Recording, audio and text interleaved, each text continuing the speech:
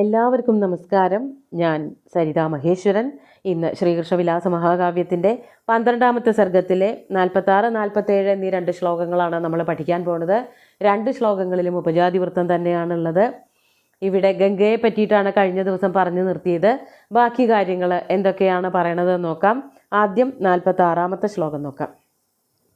പുരാ കിലൈഷാ കപിലോദ്ഭവേന ഭസ്മീകൃതാൻ കോപഹുദാശനേന സിക്ത്വാ പയോഭിः സഗരസ്യ പുത്രാൻ ഷഷ്ടിം സഹസ്രാണ്യമരീചകാര. ഗംഗാനദിയെ പറ്റിയിട്ടാണ് വർണ്ണിക്കുന്നത്. ഈ പർവ്വതത്തിൽ നിന്നും, ഹിമാലയ പർവ്വതത്തിൽ നിന്നും ഒഴുകി വരുന്നവളായ ഗംഗാനദി എന്താണ് ഏറ്റവും ശ്രേഷ്ഠമായിട്ടുള്ള ചില പ്രവൃത്തികൾ ചെയ്തതെന്ന് കാണിച്ചു തരികയാണ്. നമുക്കാദ്യം പദച്ഛേദം നോക്കാം. പുരാ കില ഏഷാ കപിലോദ്ഭവേന ഭസ്മീകൃതാൻ കോപഹുദാശനേന സിക്ത്വാ പയോഭി സഗരസ്യ പുത്രാൻ ഷഷ്ടിം സഹസ്രാണി അമരീചകാര. ഈ നദി എന്ത് ചെയ്തു? പുരാ, പണ്ട് ഈ നദിക്കൊരു ചരിത്രമുണ്ട്. വളരെ പഴയൊരു കഥയാണ്. ആ കഥ കൊണ്ട് ഇന്നും ഗംഗയുടെ പാവനത്വം നമ്മളെല്ലാവരും അംഗീകരിക്കുകയും ആദരിക്കുകയും ചെയ്യുന്നുണ്ടെന്ന് ഭഗവാൻ പറയാണ്, അല്ലെങ്കിൽ സുകുമാര കവി പറയാണ്. നമ്മളിപ്പോഴും അതൊക്കെ തന്നെയാണ് പറഞ്ഞുകൊണ്ടിരിക്കുന്നത്. പുരാ ഏഷ, പണ്ട് ഈ നദി ഉണ്ടല്ലോ, ഏഷ എന്ന് പറഞ്ഞാൽ അമരസ്രവന്തി ആയിട്ടുള്ള ഈ ദേവഗംഗാ നദിയാകട്ടെ കില കപിലോദ്ഭവേന കോപഹുദാശനേന ഭസ്മീകൃതാൻ.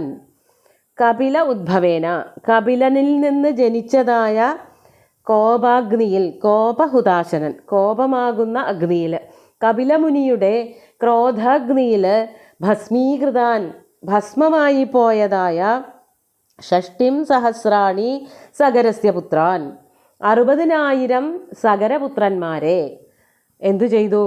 പയോഭിസിക്വാ അമരീചകാര, തൻ്റെ പയസ്സുകൊണ്ട്, തൻ്റെ ജലം കൊണ്ട്, ദേവഗംഗയുടെ വെള്ളത്തുള്ളികളെ കൊണ്ട് നനച്ചിട്ട് അമരത്വം നൽകി ഇവർക്ക് എന്നാണ് പറയണത്. ഈ കഥ രാമായണത്തിൽ പറയുന്നുണ്ട്. ശ്രീരാമൻ്റെയൊക്കെ പൂർവികനായിട്ടുള്ളൊരു രാജാവാണ് ഭഗീരഥൻ അല്ലെങ്കിൽ സഗരനൊക്കെ. അതായത് ഗംഗയുടെ ഭൂമിയിലേക്കുള്ള വരവിനെ പറ്റിയിട്ട് കഥ പറയുമ്പോഴാണ് ഈ ഭാഗങ്ങളൊക്കെ ചമ്പുരാമായണത്തിലൊക്കെ വളരെ വിസ്തരിച്ച് പറയുന്നുണ്ട്. രാമായണ കഥകളിലൊക്കെ ഇത് വരും. എന്താണെന്നുണ്ടെങ്കിൽ വിശ്വാമിത്രനും രാമലക്ഷ്മണന്മാരും നടന്നു പോകുമ്പോഴാണ് ഗംഗയെ പറ്റിയിട്ടൊക്കെ കഥകൾ പറഞ്ഞു കൊടുക്കുന്നത് വിശ്വാമിത്രൻ. അവിടെയാണ് ഈ വിസ്തരിച്ചുള്ള കഥാഭാഗം ചമ്പുരാമായണത്തിൽ വരണത്.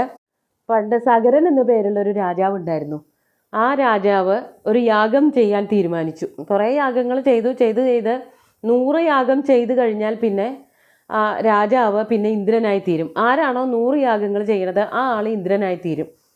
അങ്ങനെ വന്നപ്പോൾ ഈ സഗരനും യാഗങ്ങൾ ചെയ്ത് ഇന്ദ്രനായി തീരുമോ എന്ന് പേടി വന്നപ്പോൾ യാഗത്തിനായിട്ടൊരു അശ്വമേധയാഗമായിരിക്കണം. ആ അശ്വത്തിനെ ഇന്ദ്രൻ തന്നെ വന്ന് കട്ടുകൊണ്ടുപോയിട്ട് പാതാള ലോകത്ത് കപിലമുനി ഇരുന്ന് തപസ് ചെയ്യണതിൻ്റെ സമീപത്ത് കൊണ്ട് കെട്ടിയിട്ടു. അങ്ങനെ പിറ്റേന്ന്, ഇതൊക്കെ ഒരു കളവായിട്ട് ചെയ്ത പ്രവൃത്തികളാണ്. പിറ്റേന്ന് നോക്കിയപ്പോൾ യാഗാശ്വത്തിനെ കാണാനില്ല. അപ്പോൾ സഗരൻ്റെ പുത്രന്മാർ 60,000 പേരുണ്ടായിരുന്നു. അവരെല്ലാവരും ഈ അശ്വത്തെ അന്വേഷിച്ച് അങ്ങനെ നടന്ന് ലോകായ ലോകം മുഴുവനും നടന്നു, കിട്ടിയില്ല. അവസാനം ഭൂമി കുഴിച്ച് പാതാള ലോകത്തേക്ക് എത്തി. അങ്ങനെ ഭൂമി കുഴിച്ച് പോയത് കൊണ്ട് അവിടെ കുഴിച്ച് വലിയൊരു പ്രദേശം മുഴുവനും വലിയൊരു കുഴിയായി. അതാണ് ഇന്നത്തെ സാഗരം എന്നാണ് പറയണത്. സഗരൻ്റെ പുത്രന്മാർ നിർമ്മിച്ചത് കൊണ്ടാണ് സാഗരത്തിന് സാഗരം എന്ന് പേര് കിട്ടിയത്. എത്ര മനോഹരമായിട്ടുള്ള വാക്കുകളാണ് അല്ലെങ്കിൽ കഥകളാണ് നമ്മുടെ പുരാണത്തിലൊക്കെ ഉള്ളത് നോക്കൂ. അങ്ങനെ ആ കുഴിയിലൂടെ താഴത്തേക്ക് ഇറങ്ങിയിട്ട് ഈ സഗരപുത്രന്മാർ നേരെ കപിലമുനിയുടെ സമീപത്തെത്തി. അപ്പോൾ കപിലാശ്രമത്തിൻ്റെ അടുത്ത് ഇവരുടെ കുതിര കെട്ടിയിട്ടിരിക്കുന്നത് കണ്ടു. അപ്പോൾ സ്വാഭാവികമായിട്ട് എല്ലാവരും എന്താ വിചാരിക്കുക? ആരാണ് ഈ കുതിരയെ കെട്ടുകൊണ്ടുപോയി എന്ന് വിചാരിക്കുക? കപിലമുനി കൊണ്ടുവന്നതാണെന്നാണല്ലോ വിചാരിക്കുക. അങ്ങനെ ഈ സകലപുത്രന്മാരെല്ലാവരും കൂടിയിട്ട് കപിലമുനിയെ ആക്രമിക്കാൻ പുറപ്പെട്ടു. കപിലമുനിക്ക് കഠിനമായിട്ട് ദേഷ്യം വന്ന് ആ തപസ്സിൽ നിന്നുണർന്ന് ദേഷ്യപ്പെട്ട് അവരെ ശപിക്കുകയും ആ ശാപമാകുന്ന അഗ്നിയിൽ 60,000 സകലപുത്രന്മാരും വെന്ത് വെണ്ണീറായി തീരുകയും ചെയ്തു. അവരങ്ങനെ പാതാള ലോകത്ത് കിടന്നു. അങ്ങനെ സഗരൻ തൻ്റെ യാഗം മുഴുവനാക്കാൻ പറ്റാതെ ഈ പുത്രന്മാരല്ലാതെ വേറെ ചില പുത്രന്മാരുണ്ടായിരുന്നു. വേറെ പത്നിയിലുള്ള പുത്രന്മാരെ അവരെ കൊണ്ടൊക്കെ എങ്ങനെയൊക്കെയോ മുഴുമിപ്പിച്ച് അദ്ദേഹത്തിൻ്റെ കാലം കഴിഞ്ഞു. പിന്നെ അസമഞ്ജസൻ, അങ്ങനെ കുറേ രാജാക്കന്മാർ, ദിലീപൻ തുടങ്ങിയിട്ടുള്ള രാജാക്കന്മാരൊക്കെ ഉണ്ടായി മക്കളുടെ മക്കളൊക്കെ ആയിട്ട്. പക്ഷേ അപ്പോഴൊന്നും പൂർവികന്മാരായിട്ടുള്ള ഈ സഗരപുത്രന്മാർക്ക് മോക്ഷം കിട്ടിയില്ല. അവരൊക്കെ പ്രേതാത്മാക്കളായിട്ട് ഇങ്ങനെ പാതാള ലോകത്ത് ജീവിക്കുകയായിരുന്നു. അവർക്ക് മോക്ഷം കിട്ടിയിട്ടുണ്ടായിരുന്നില്ല. അവസാനം ഇവർക്ക് മോക്ഷം കിട്ടണമെങ്കിൽ ഗംഗാനദി ഒഴുകി പാതാള ലോകത്തേക്ക് എത്തണമെന്നും ആ നദിയിലെ ജലം കൊണ്ട് തർപ്പണം ചെയ്താൽ മാത്രമേ ഇവരുടെ ഭസ്മം, അതായത് ഈ കപില മഹർഷിയുടെ ക്രോധാനലനിൽ കത്തിപ്പോയി അവിടെ ബാക്കി കിടക്കുന്ന ഭസ്മത്തിൽ ഗംഗാനദി വന്ന് പതിച്ചാൽ മാത്രമേ അവർക്ക് മോക്ഷം കിട്ടുള്ളൂ എന്നായി അവസ്ഥ. അങ്ങനെ പലരും അതിനായിട്ട് ഗംഗാനദിയെ ഭൂമിയിലേക്ക് എത്താൻ പ്രയത്നിച്ചു. അതിൽ പെട്ടവരാണ് ഈ ദിലീപനും അസമഞ്ജസനും തുടങ്ങിയിട്ടുള്ള രാജാക്കന്മാരൊക്കെ. അവർക്കൊന്നും സാധിച്ചില്ല.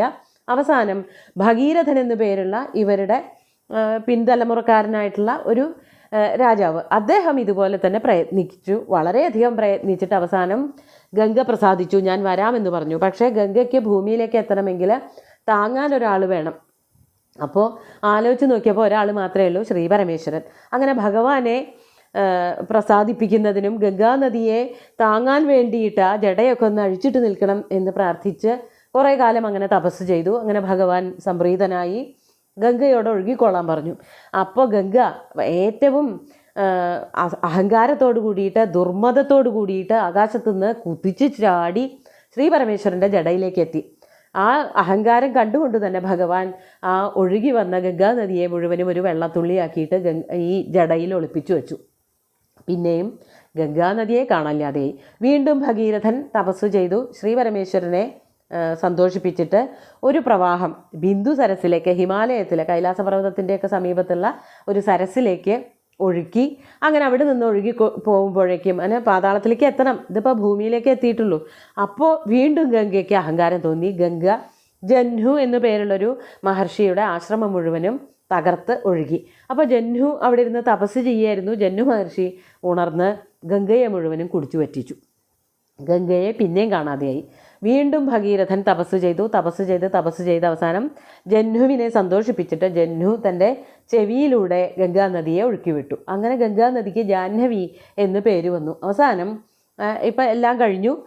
ജാഹ്നവിയായി തീർന്നതിന് ശേഷം ഈ മനുഷ്യരുടെ ഇടയിലൂടെ ഒഴുകുന്ന ഗംഗ പിന്നെ പാതാളത്തിലേക്ക് പോയിട്ട് അവിടെ സകരതനയ സ്വർഗസോപാന പങ്ക്തിം എന്ന് കാളിദാസൻ മേഘസന്ദേശത്തിൽ വർണ്ണിക്കുന്നുണ്ട്. അങ്ങനെ സകരതനയന്മാർക്ക് മോക്ഷം കിട്ടാൻ അല്ലെങ്കിൽ സ്വർഗ്ഗലോകത്തിലേക്ക് പോകാനുള്ള ചവിട്ടുപടിയായിട്ട് വർത്തിച്ചവളാണ് ഈ ഗംഗാനദി എന്ന് പറഞ്ഞിട്ട് ഗംഗാനദിയെ അവിടെ കാളിദാസൻ വർണ്ണിക്കുന്നുണ്ട്. അങ്ങനെ അത്രയും കഥ ഇതിൽ ചുരുക്കി പറയുന്നുണ്ട്.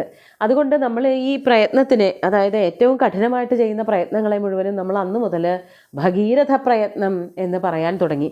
അതായത് ഭഗീരഥൻ എന്തെങ്കിലും ഒരു മടി കാണിച്ചിരുന്നു അല്ലെങ്കിൽ മതിയാക്കി എന്നുണ്ടെങ്കിൽ ഇവർക്ക് സകരന്മാർക്ക് മോക്ഷം കിട്ടില്ലായിരുന്നു. അങ്ങനെ പടിപടിയായിട്ട് വളരെയധികം ബുദ്ധിമുട്ടിയതിന് ശേഷമാണ് ഈ ദേവലോക ഗംഗയെ പാതാള ഗംഗയാക്കാനും ഈ സകരപുത്രന്മാർക്കൊക്കെ മോക്ഷം നൽകാനും കഴിഞ്ഞത്.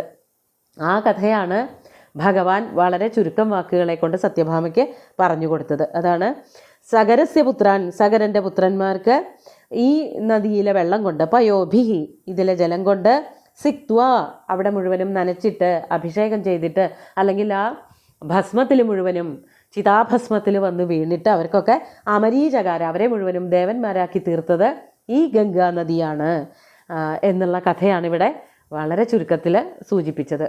2 വരി അല്ലെങ്കിൽ 4 വരി കൊണ്ടാണ് പറയണതെങ്കിലും ധാരാളം കഥാഭാഗങ്ങൾ ഓരോ ശ്ലോകത്തിലും പറയാനുണ്ട്.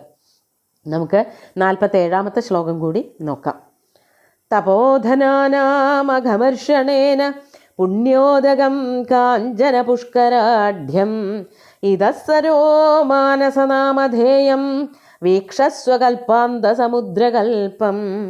നമുക്ക് പദച്ഛേദം പറയാം. തപോധനാനാം അഘമർഷണേന പുണ്യോദകം കാഞ്ചന പുഷ്കരാഢ്യം ഇതഃ സര മാനസനാമധേയം വീക്ഷസ്വ കൽപ്പാന്തസമുദ്രകൽപ്പം. വളരെ കുറച്ച് മാത്രമേ പദച്ഛേദം പറയാനുള്ളൂ. ഇവിടെ സംസ്കൃതത്തിൽ തപോധനാനാമഘമർഷണേന എന്ന് 2 തവണ അഘം എന്നുള്ള വാക്ക് എഴുതിയിട്ടുണ്ട്. മലയാളത്തിലില്ല. ഒറ്റ വാക്കേ വേണ്ടൂ, അഘമർഷണം എന്ന് പറഞ്ഞാൽ അഘങ്ങളെ ഇല്ലാതെയാക്കുന്ന, എല്ലാ പാപങ്ങളെയും അകറ്റുന്നത് എന്നർത്ഥം. നമുക്ക് അർത്ഥത്തിലേക്ക് കിടക്കാം. ഇതഹ, ഭഗവാൻ കൈ ചൂണ്ടിക്കാണിക്കുകയാണ്. അങ്കുലി നിദർശനമാണ് ഇതിൽ നിന്ന് മനസ്സിലാക്കേണ്ടത്. ഇതാ നോക്കൂ, ഇവിടെയാണ് എന്തുള്ളത്? തപോധനാനാം അഘമർഷണേന. തപോധനന്മാർ, തപസ് ധനമാക്കിയവർ, അതായത് തപസ്വികൾ, താപസന്മാർ, അവർക്ക് എന്തെങ്കിലുമൊക്കെ പാപങ്ങൾ അവശേഷിക്കുന്നുണ്ട് എങ്കിൽ അഘമർഷണേന, അവരുടെ അഘങ്ങൾ, പാപങ്ങളൊക്കെ ഇല്ലായ്മ ചെയ്യുന്നത് കാരണമായിട്ട്, അഘമർഷണേന, അതുകൊണ്ട് തന്നെ പുണ്യോദകം, പുണ്യമായിട്ടുള്ള ഉദകം എന്ന് പ്രസിദ്ധി കേട്ടതായ കാഞ്ചന പുഷ്കരാഢ്യം, കാഞ്ചനം സ്വർണം, സ്വർണം കൊണ്ടുള്ള താമരകൾ നിറഞ്ഞു നിൽക്കുന്നതായ കൽപ്പാന്ത സമുദ്രകൽപ്പം മാനസനാമധേയം സര വീക്ഷസ്വ.